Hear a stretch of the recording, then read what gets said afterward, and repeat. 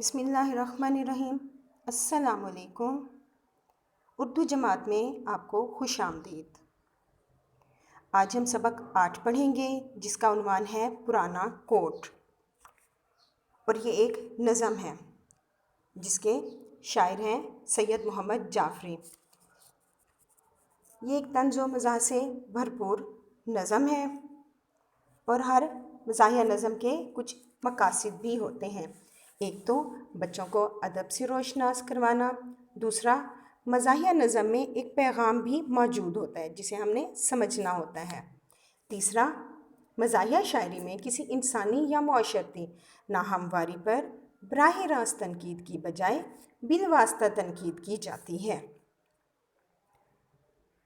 تو اس نظم میں بھی شاعر نے بڑی عمدگی سے مغربی تہذیب کی غلامی کو بڑی عمدگی اور خوبصورتی سے بیان کیا ہے کہ ہم کس طرح مغربی تہذیب کی غلامی کرتے ہیں یا ان کی پیروی کرتے ہیں۔ تو شاعر نے یہ سب لنڈے بازار سے خریدے گئے ایک کوٹ کے ذریعے بتایا ہے۔ شاعر نے اس کوٹ کی خامیوں کو بھی خوبیاں بنا کر بیان کیا ہے۔ تو سب سے پہلے ہم اس سبق کے الفاظ کے معنی دیکھیں گے۔ مشکل الفاظ کے معنی یاد کرنے ہیں، آپ نے پڑھنے ہیں تاکہ سبق کو، نظم کو سمجھنے میں آسانی ہو۔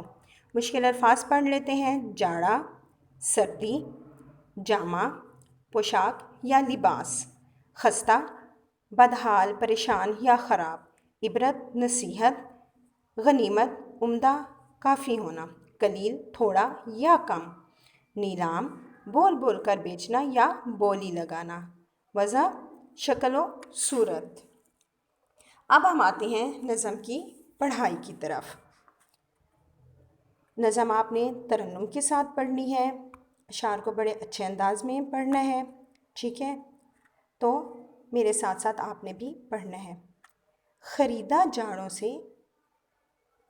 جاڑوں میں نیلام سے پرانا کوٹ، خریدا جاڑوں میں نیلام سے پرانا کوٹ، جو پھٹ کے چل نہ سکے یہ نہیں ہے ایسا نوٹ، پرانی وضع کا بے حد عجیب جامہ ہے، پہن چکا اسے خود واسکو ڈی گاما ہے، نہ دیکھ کوہنیوں پر اس کی خستہ سامانی، پہن چکے ہیں اسے ترک اور ایرانی، جگہ جگہ پہ پھرا مثل مارکو پولو، یہ کوٹ کوٹوں کا لیڈر ہے اس کی جے بولو، بڑا بزرگ ہے یہ گو قلیل قیمت ہے، میاں بزرگوں کا سایہ بڑا غنیمت ہے، جو قدردان ہیں وہ جانتے ہیں قیمت کو، کہ آفتاب چرا لے گیا ہے رنگت کو، جگہ جگہ جو یہ دھبے ہیں اور چکنائی، پہن چکا ہے کبھی اس کو کوئی حلوائی، گزشتہ صدیوں کی تاریخ کا ورق ہے یہ کوٹ، خریدو اس کو کہ عبرت کا سبق ہے یہ کوٹ۔ آپ نے اس طرح سے اس نظم کو پڑھنا ہے، اور اس کے ساتھ ہمارا سبق اختتام کو پہنچتا ہے۔ اپنا بہت سارا خیال رکھیے گا۔ اللہ حافظ۔